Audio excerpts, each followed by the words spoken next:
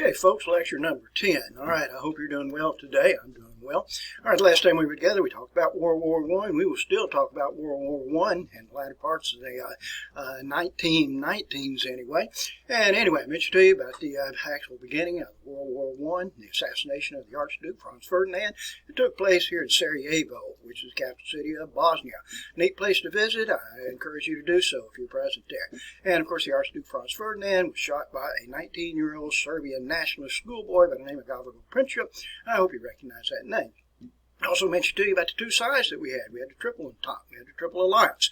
And I won't go through those. That's right there in front of your notes there. It's right in front of you with your notes, so you can look through those there. But you need to recognize that. And on the high seas, the Royal Navy was very, very difficult to defeat, but the Germans developed a interesting weapon here, folks, which was called an undersea boat to even things out. You know what that is. That's a U-boat. It's a submarine.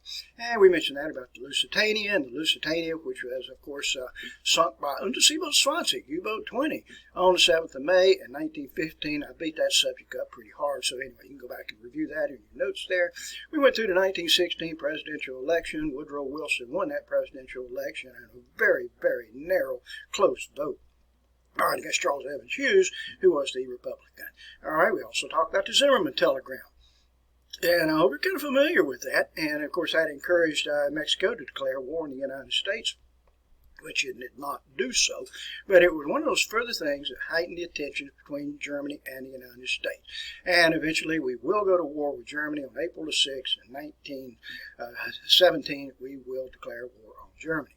All right, we also talked about the John J. Pershing, the American Expeditionary Force. It's going to take us a while to get our military going here, folks. In fact, it takes a number of months to do so, but we will eventually get involved in the action there in France. And we have about 8 months of combat, before the war comes to a close. We were the pivotal point in actually pushing the war in the favor of the Allies.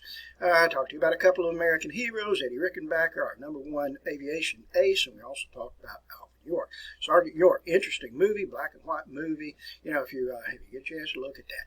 So let's go ahead and get into our lecture today here, folks. This war was very, very expensive for us, and I'll go back to my camera here so you can see this. But I tell you what, I don't want to get into the war right this second. I want to talk about something else here. And I'm going to go back to me. I just happened to think about this.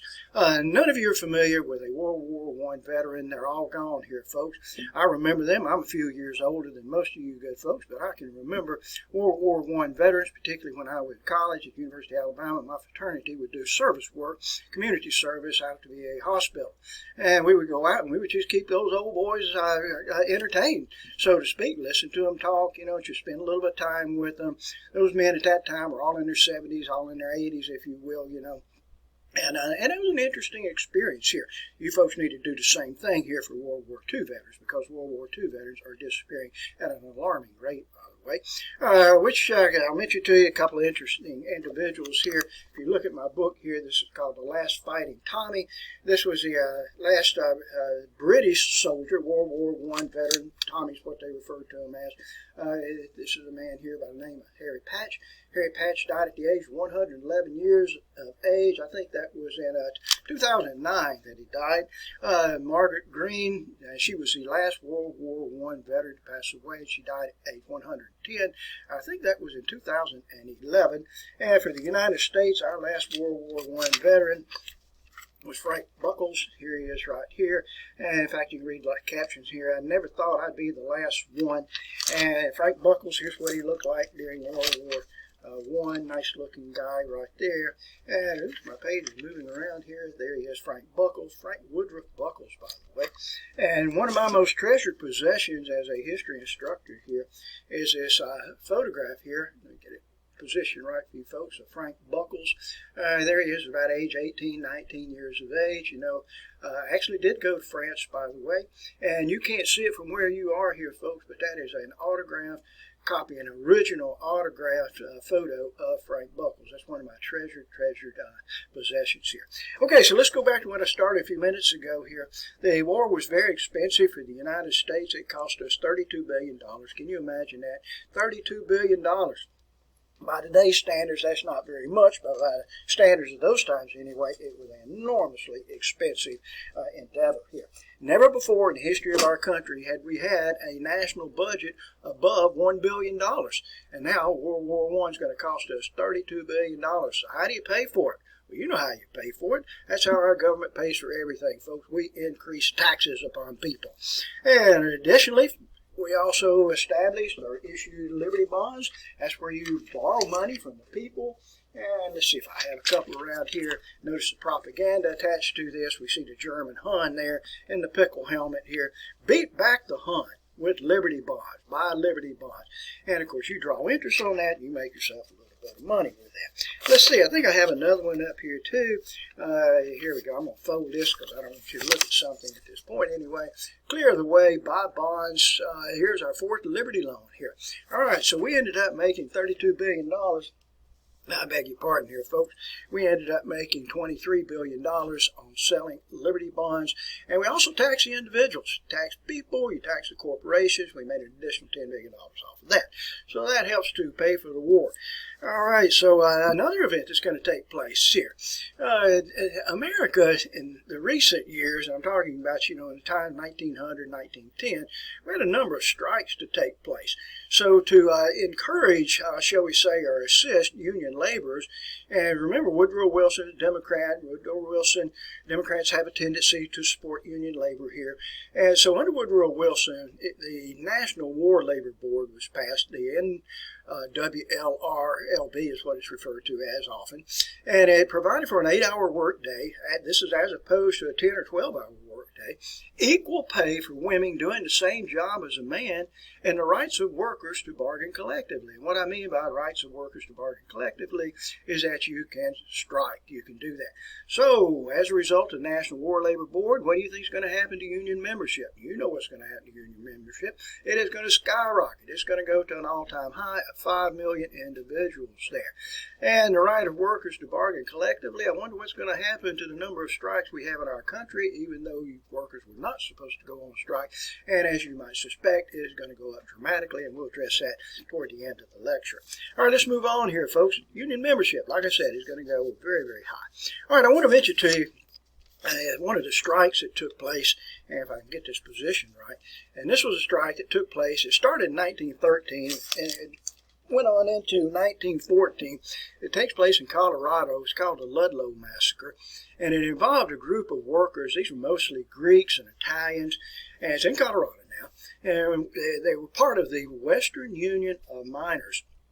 Our Western Union of Miners. This the company that owned this Ludlow coal company anyway was owned by John D. Rockefeller, by the way.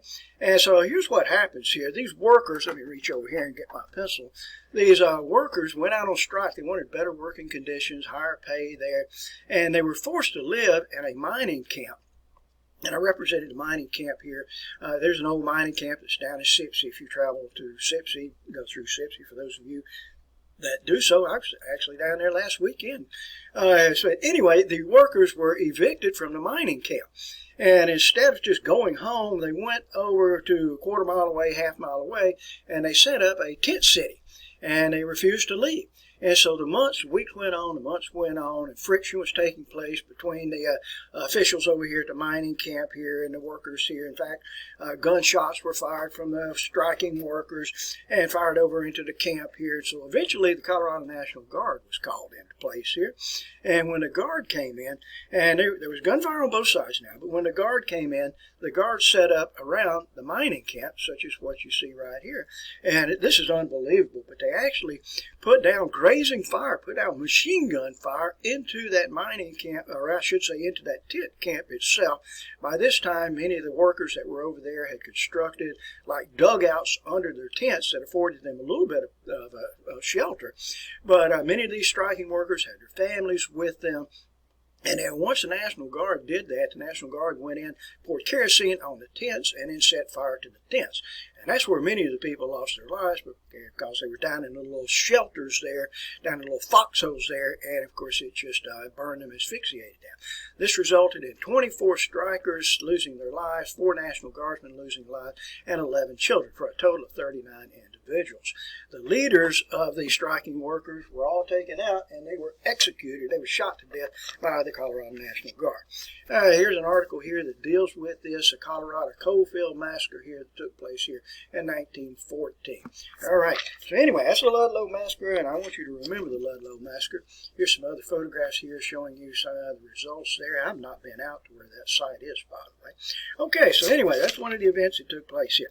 All right, so let's move on here, folks. Now, another interesting event that's going to take place during this period of time, 1916 to 1920, we're going to have what we sometimes refer to as the Great Migration. 500,000 African Americans moved from the deep south, that's primarily from South Carolina, Alabama, and deep southern states here, and moved to northern cities here. 500,000 is referred to as the Great Migration. We also have, in addition to this, 400,000, 500,000 white people that likewise will go to the north. Here's a photograph here down at the bottom here showing you part of that Great Migration. I would challenge you in class, which cities do you think that the African Americans moved to from the deep south and went to these northern cities? And I think you would probably tell me Chicago, Detroit, Philadelphia, for sure, Baltimore, places such as that. And it's often created inadequate housing. There just was not enough housing, and this was cheap housing in the first place here, folks. And often for these families, we'd find, 4 or 5 families, living together in a single apartment. They were sometimes referred to as kitchenettes. I wonder what happened to a possibility of race riots in some of these cities.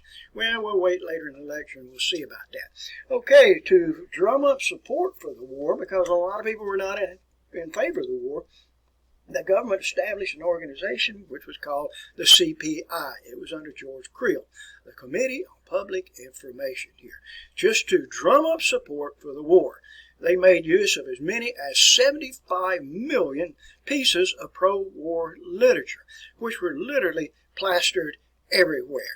You go into the churches, into the schools, the theaters, the courthouses, the telephone poles, any place that people would gather, you would find these pro-war, supporting the war literature, pieces of literature, pamphlets, posters, that sort of thing, just plastered everywhere. We also had 75,000 4-minute men that were hired to deliver 4-minute speeches, very rousing pro-war speeches. These were people that were very glib, not like myself that stutters around with the words here. But they would memorize these pro-war speeches and just go from bus stop to bus stop, go into the train lobbies, just wherever people gathered here, and just deliver these rousing patriotic speeches, all drumming up support for the war. All right, we had another unofficial organization here. I'm going to go down a little bit here, which was called the American Protective League. And the American Protective League made use of 250,000 members that would spy on your neighbors, eavesdrop, wiretap, look in the windows, open up your mail just to see if you were a loyal American. It's American Protective League. Thank goodness we do not have that today. Well, we did have it today. You're supposed to go to jail for that, quite frankly there, folks. Look for those people whose eyes are a little bit too close together. It looks a little bit strange, particularly if they are immigrants. For the country, we also established, 1917, several acts, one of which was called the Espionage Act, the Sabotage Act, the Sedition Act. And if you define those two terms, and I would ask you in class to define those for me, espionage is spying. Sabotage is destroying government property. We're going to go over to the railroad lines today, and we're going to blow those up. Sedition, to stir up protest and unrest. After class today here, folks, I want all of you to follow me downtown to the city council meeting, where we're going to break up that city council meeting. That is referred to as sedition. So it makes it illegal in our country to engage in spying, destroying government property, or stirring up protest here. All right, shall we move right along here, folks? Now, for Woodrow Wilson, he was a Democrat. He's an idealist. He's a person that is very self-opinionated. I think that's one of Woodrow Wilson's major downfalls. Woodrow Wilson is his own enemy. He considers himself to be far smarter than anyone else. Remember, he is our only president that had an earned Ph.D. He was the president of Princeton. And for Woodrow Wilson, honestly, he's his own worst enemy. He thinks he knows everything. And he was a person that maintained a tight thumb or fist upon his cabinet. If you're a good leader, you listen to those people that work for you. And for Woodrow Wilson, it was always my way or no way. And that's not always good. That's not always good with that. So Woodrow Wilson had his philosophy of Wilsonianism, idealism. We're going to create a new world order. It's just the moral thing to do. So in January of 1918, Woodrow Wilson issued his 14 points. I want you to recognize that. You need to recognize 14 points. Now, I don't require you to know these 14 points. I have in the past required my students to know that, and I don't see any real reason to do that, for your class anyway. But under the 14 points, 8 of those points dealt with the readjustment or adjusting of post-war territorial boundaries. I'll come back to that in a little bit, but just listen to what I said. The readjustment of post-war territorial boundaries. We're going to change country boundaries, their property lines, so to speak. 5 of the points dealt with freedom of the seas, no secret treaties, arms reductions here, and the final point of Woodrow Wilson was his most favorite one, to create an international peacekeeping organization known as the League of Nations. And if we create the League of Nations, never ever again would we have a war. It is the moral thing to do, according to Woodrow Wilson. And if you stop and you think about it, how do you think that Great Britain and France feels about this? Freedom of the seas, Germany has its U-boats out, Can you really trust Germany with secret treaties? Are you really going to trust Germany to reduce its arms and really believe them to do so? Well, for Woodrow Wilson, he presented a proposal. It's not a plan. It's just a proposal. It is the moral thing to do. It didn't help matters for Woodrow Wilson, who is a Democrat, that in 1918, the House of Representatives and the Senate are under the control of the Republicans. And look at the date here, folks, 1918. In less than 2 years, we have a presidential election. Politics is a nasty, nasty thing, my friend. And what you're going to find here is that the Republican-controlled House and Senate are going to work very strongly against the President of the United States. So let's move on here. In January 1919, the Paris Peace Conference takes place. It will last for 4 months. If you look at the name here, Paris Peace Conference, it actually does not take place in Paris. It takes place at the Palace at Versailles. Let's see if I wrote that out for you here. And let's see if I have that for you. And we'll get to it in just a second here. And I must not have ever written that out for you here. It does take place at the Palace at Versailles, so be sure that you write that into your notes, incorporate that into your notes. Woodrow Wilson left the United States, went to Paris. The Parisians fell out in throngs. It was just millions, 2 million people trying to get a glimpse of Le Juste, the savior of humanity, Woodrow Wilson. Woodrow Wilson was our first American president, as president, to leave the United States and go to a foreign country, to my knowledge anyway. So millions of people went out.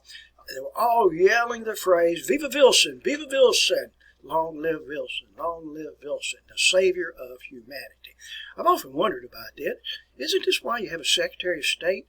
Don't you send the Secretary of State to do international business rather than have the President of the United States? So the President of the United States had left his Oval Office for 4 months.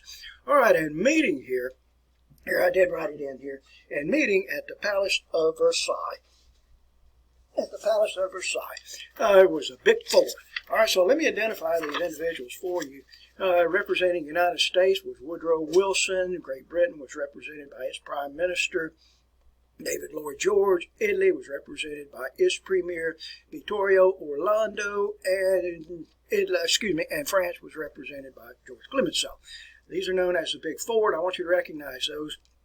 You need to be able to tell me each of these individuals, too. There's a photograph of it in your textbook. The Big Four. This is at the Palace at Versailles, by the way. If we look over, let me get myself oriented over here. This is Woodrow Wilson, thin, lanky, if you will, tall. We'll go over to the other side here. Here is David Lloyd George, here the Prime Minister of Great Britain. Vittorio Orlando here, short, if you will. He just never could get along with Woodrow Wilson, and at one point, Vittorio Orlando just said, I'm out of here, and he left and went back to Rome. So the Big Four actually became the Big Three. And then my most favorite one is this individual here with a bushy white mustache. This is George Clemenceau. George Clemenceau. He spent some time in the United States and was no friend of America, quite frankly, here, folks. I'll share a couple of statements with you. Woodrow Wilson gives us 14 points. God gave us the 10 Commandments. We broke the 10 Commandments. You know the rest. We'll break the 14 points with that. America is the only nation in history that has gone directly from barbarism to degeneration without passing through the customary area of democracy. That's how George Clemenceau felt about the United States. And for Woodrow Wilson, he tried to influence the Big Four, or actually the other three members, into his own way of thinking. And for these other guys, they just didn't accept everything that Woodrow Wilson put out. For Woodrow Wilson, it is the moral thing to do. We are duty bound to advance the 14 points. Okay, so anyway, that's our situation that we have here, folks. And also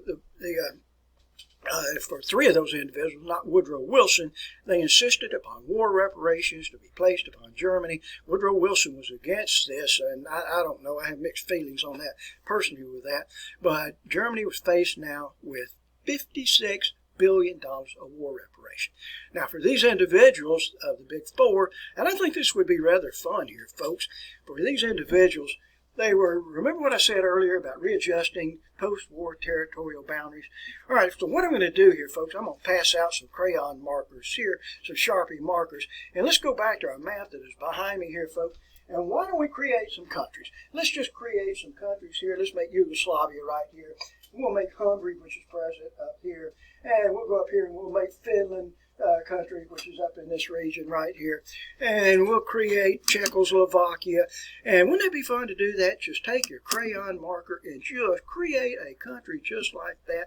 We don't have any regards for ethnic groups that are present there. So what we end up doing, we take Muslim societies and Christian societies, bring them all together here, and I'm going to tell you folks, we are still ironing out those problems today from 1919 that the Big Four created at that time. All right, so anyway, I don't know. So on we go here, folks, and anyway, one of the things that I mentioned to you was about the League of Nations, and when the League of Nations was agreed upon by the Big Four, it had 5 permanent members, and of these 5 permanent members, this would consist of the United States, Great Britain, France, Italy, and Japan. All right, so you see the United States is one of the critical nations here with the League of Nations. All right, so let's move on here. Woodrow Wilson left Paris and returned to the United States, sailing on a ship, and he was entertained there. He had boxers or whatever, just all designed to provide a little entertainment for the president.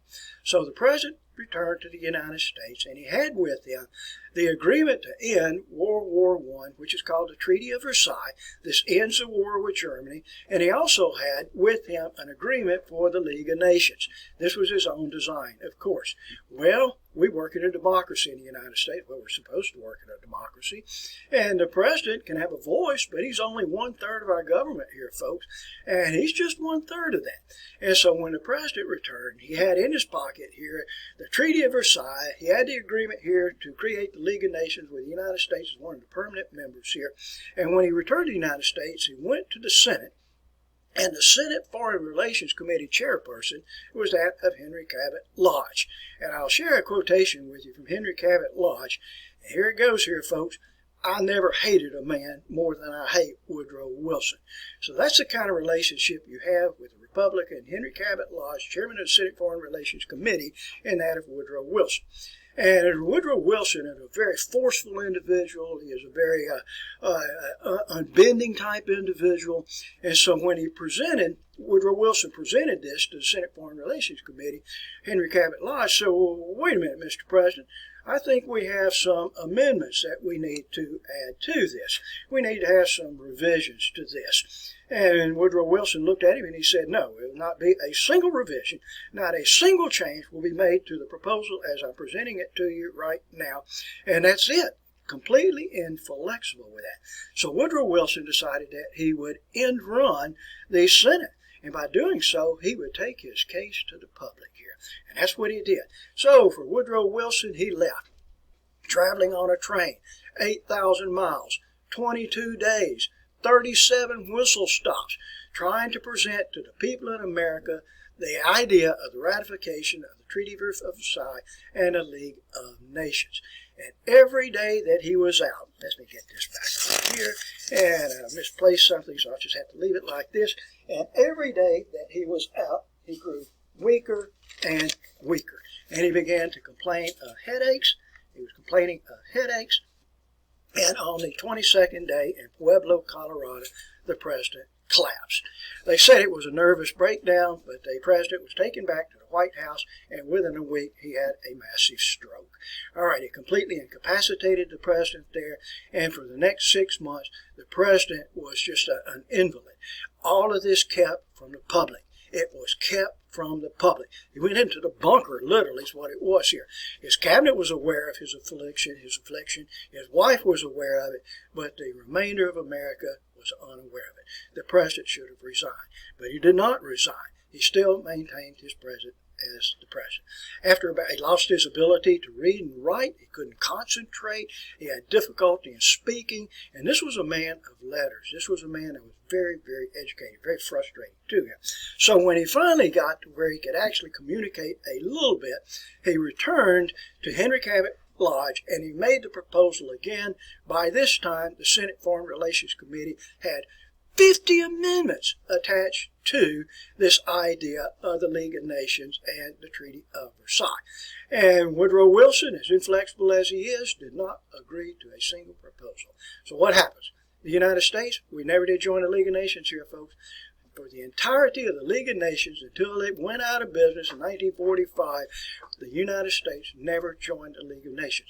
And without us being a principal member of the League of Nations, this meant the League of Nations was just no more than a paper tiger, and it would just wither on the vine here.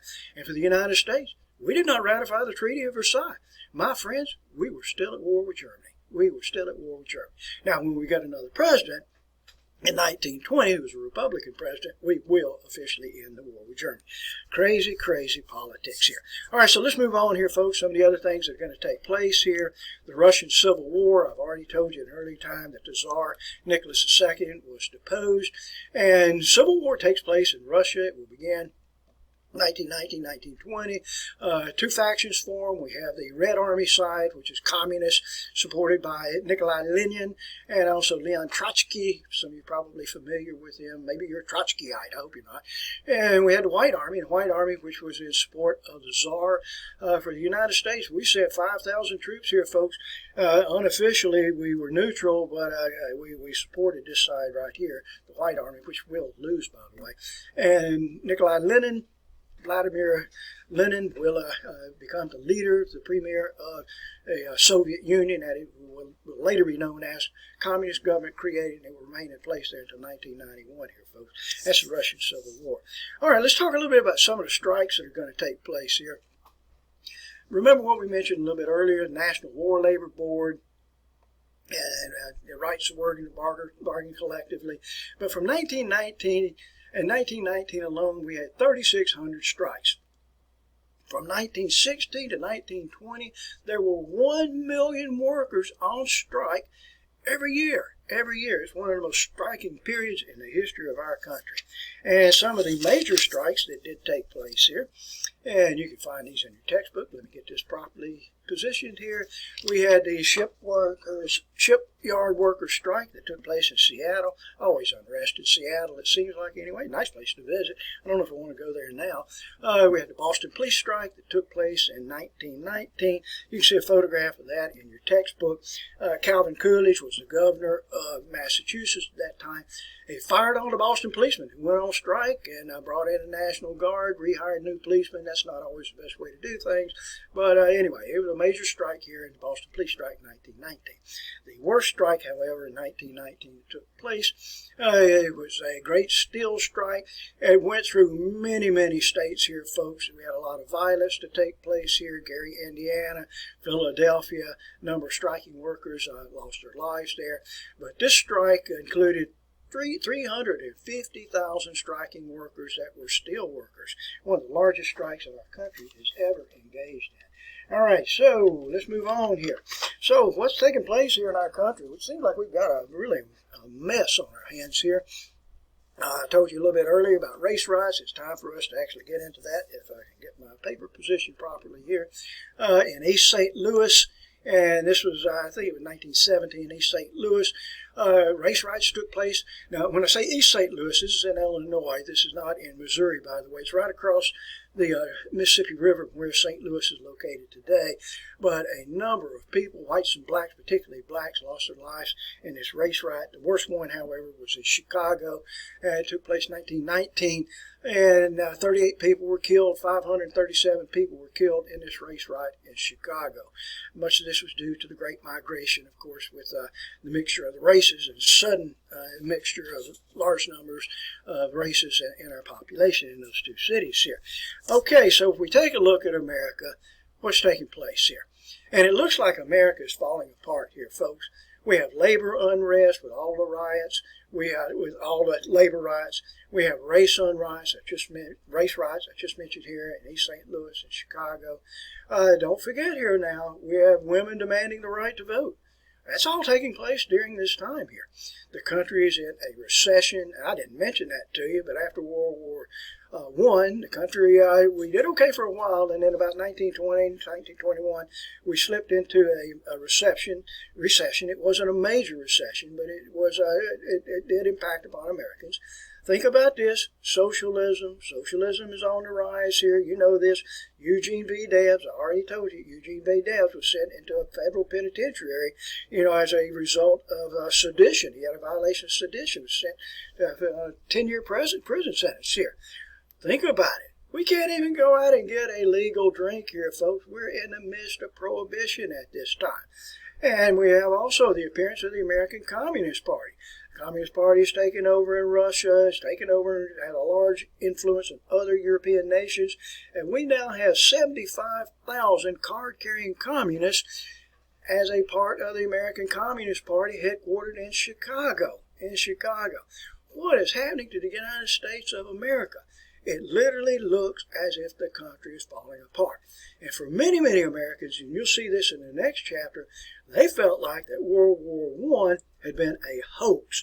We had been fooled. We in the American public had been fooled by businesses. We've been fooled by manufacturers, munition manufacturers, and it was no reason for us whatsoever to get engaged in World War I. We have all been duped here. And that's what many Americans felt like. All right, now, let's see what's going to take place here, folks. With all of this in mind, in America, suddenly and mysteriously, we started seeing a number of bombs to explode. 36 package bombs. This is in 1919. 36 package bombs blew up, and these were all addressed to prominent politicians, prominent businessmen in America, and they were addressed to these individuals. They were sent as package bombs, and sometimes they were detected as bombs, sometimes they were not, and we actually had a couple of these bombs literally blow up in the faces of these prominent individuals. Then, in 1919, 8 bombs blew up in 8 cities simultaneously, within a couple of minutes of each other. 8 bombs, 8 cities within minutes. Who did this? Who did this? I have no idea who did this, and to this day we don't know who did this, but I bet we can figure out who did it. Wouldn't you bet that it's probably some of these immigrants, some of these socialists? Wouldn't you think that's who did it? And that's what most Americans thought. All right, and then we had the worst explosion that took place here. And this worst explosion took place on the 16th of September in 1920 in New York, in Manhattan, at Wall Street and Broad, right outside of the New York Stock Exchange and one of the main offices there of J.P. Morgan, and a bomb detonated here. And when this bomb detonated, 38 people were killed and 300 were injured. What took place here, somebody took a wagon and filled this wagon full of gunpowder, dynamite, and took the remainder of the wagon and filled it with curtain sash weights. That's the weights that are at the bottom of a curtain. They give a little bit of weight to it to hold the curtains down, and filled the top of it up with that. So when it detonated, it was a huge bomb that just devastated everything around here. Here's a photograph showing you the aftermath here of that bomb that took place. The blast was so severe it decapitated one of the clerks in the office of J.P. Morgan. And let's see if I have another photograph of this. And here's several more photographs showing you the bombing that took place here in September of 1920. And I ask you again here, folks, who do you think did this? Who do you think did it? And your answer probably is like mine. Well, I really don't know. But I'll tell you just like I did a while ago here, folks. We all knew who did this. These are immigrants. These are anarchists. These are socialists in our country at that time. And we don't have any proof, but we know those individuals are there, and they are the ones responsible for it. Quite truthfully here, folks, in the year 2020, 2021, for you good folks now, when you hear this lecture anyway, we honestly, to this day, we don't know. We do not know. Okay, so a special group under the Attorney General, and this man is named, the Attorney General is A. Mitchell Palmer. A. Mitchell Palmer. He had his trusted sidekick, a very young J. Edgar Hoover, who would later be the director of the Federal Bureau of Investigation, and they organized a task force. And this task force, by the way, which is referred to as the Palmer Raids, to find out who these anarchists actually are. And we're going to conduct these red raids, red meaning communist, red raids, communist socialists, if you will. And going through the country here, I think it was 37 states had some of these Palmer raids to take place. 6,000 individuals were arrested. 500 deportations took place here. And you know what they found? No dynamite, no explosives here, no machine guns. And all of those raids that took place with 6,000 people being arrested, they found 3 pistols. That is all that they found here. This was a Red Scare, folks, and it's full glory here. Okay, so I want to tell you about an event here that takes place. It starts on the 5th of May in 1920, and will take place here in South Braintree, Massachusetts. Now, if you go to South Braintree, Massachusetts today, it's about 10 miles south of Boston. Not much to that. It's a little community here. It is roughly in the area. It's South Braintree and Quincy, Massachusetts are together. It is where John Quincy Adams and John Adams, Abigail Adams are all buried, by the way. But on this day here, there was a robbery and a murder of a paymaster. And this paymaster, who was paymaster for a shoe factory in South Braintree, Massachusetts. We don't really know who did this whatsoever, but there's widespread presumption that it had to be some anarchists, maybe some Italian anarchists associated with socialism. And sure enough, 2 individuals will be arrested. Very flimsy evidence here. The individuals are known as Nicola Sacco, as S-A-C-C-O, and Bartolomeo Vanzetti. Bartolomeo Vanzetti. Widespread presumption of guilt, even though there is literally no evidence, legitimate evidence that is present here. So, both of these individuals, incidentally, both of these individuals had alibis. They were at different places. People saw them at different places. And in fact, I think it was Sacco was not within 10 miles of here. But anyway, you can read further about that if you wish to do so. I meant to bring my book in to show you what the cover jacket looked like here for the book on the trial here, Sacco and Vanzetti. I'm going to go back to myself here, folks. Let me get my camera adjusted, and we'll make an attempt to go. I'm already off to a bad start here, folks. Here are the individuals here, Sacco and Vanzetti. That is Sacco, which is on the opposite side. This is Vanzetti on this side right here with the bushy mustache. And this is Sacco, which is over on this side. Both of these individuals are Italian immigrants. They were armed at times. I don't know if they were armed when they were arrested or not. If you look closely, you can see that they are handcuffed, if you will. Okay, that's Sacco and Vanzetti. Let's move on with some of the others here. I am doing remarkably bad once again. I'm going to quit showing you these visuals here, folks. If you look in the very center here, you can see Sacco and Vanzetti. And for Vanzetti, he's the one with the mustache. They are handcuffed, by the way. Here, the individuals on the left and the right and behind these individuals are police officials. And we'll move on here, see who else we have here. And this must be comical to you, good folks. And the judge presiding over this was Judge Webster Thayer. Here's Judge Webster Thayer here. And I'm going to tell you folks right now, this is not a level playing field. Some of the quotations here from Judge Webster Thayer, I'm going to get those Dagos. You know, he referred to them as whops, those anarchist bastards. That's what he referred to them in the court itself here. Here's a quotation here that's coming from Webster Thayer.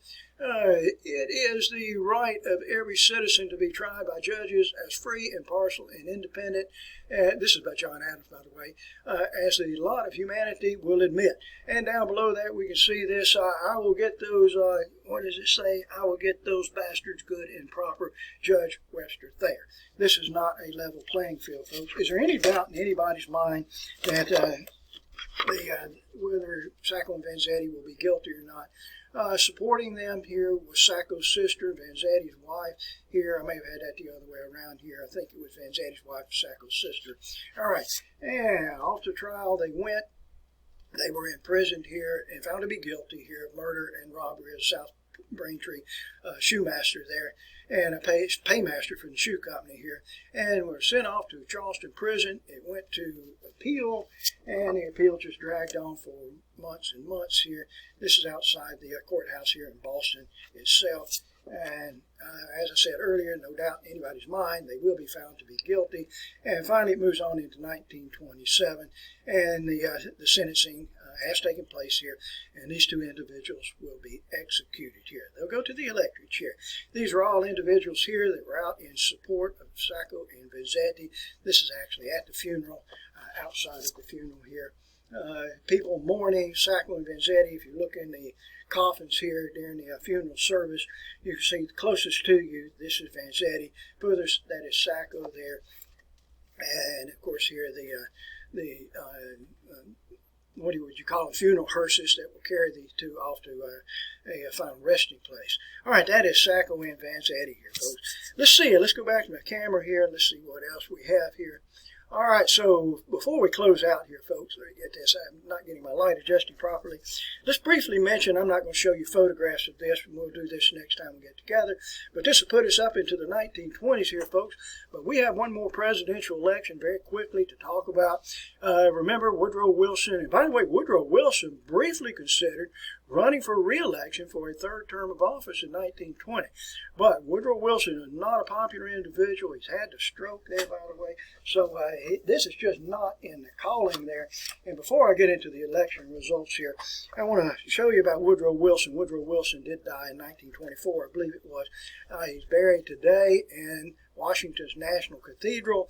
We have very few cathedrals in our country, folks, particularly the likes of this one. This is one of the nicest. And if you get a chance to go to Washington, I'd really recommend that you go there. But Woodrow Wilson is buried there. The funeral service for George Herbert Walker Bush a couple of years ago took place here, by the way. And if you get a chance to go in there, you can actually see the burial site there of Woodrow Wilson. He is our only president, only United States president that is buried in Washington, D.C. All right, so back to our presidential election here of 1920. The country's ready for a change. They've had 8 years of Woodrow Wilson. Woodrow Wilson never popular from the start here, and the country's ready for a big change. And the Republicans will select a man by the name of Warren Gamaliel Harding. Warren Gamaliel Harding from Ohio. Not the smartest person around here, folks, but I don't want to tell you too much about Warren G. Harding today, anyway. And the Democrat, and by the way, Warren G. Harding will have as his running mate Calvin Coolidge.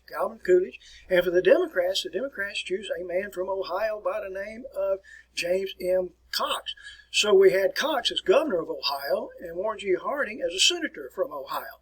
And James M. Cox, by the way, had a young vice presidential running mate by the name of Franklin Delano Roosevelt. And at this time, in 1920, Franklin Delano Roosevelt does not have polio. He did not have polio. He contracted polio in the following year, folks. And, of course, Eugene V. Debs, he is in a federal penitentiary in Atlanta, Georgia here, folks. So he is running for president here in a prison, running on the presidential slogan of vote for convict number 9653. And I would vote for a person that had a presidential campaign slogan such as that. So let's take a look at the results here for the Republican Warren G. Harding. 60% of the popular vote, 470 electoral votes. The country was ready for a change. And James M. Cox, 34%, and 127 in the Electoral College. And Eugene V. Debs, amazingly, 6% of the 6% of the popular vote. And I wrote down 900,000 popular votes here, my friends. But I'll tell you, quite frankly, that number of popular votes that Eugene V. Debs received, it was almost 1 million popular votes. So, an amazing, amazing landslide victory for Warren G. Harding. Okay, so we're going to go stop for the time being here, folks. I've been at it about 45 minutes, and it's a good stopping point here because we're going to be going into the roaring 20s for election number 11. Okay, thank you very much.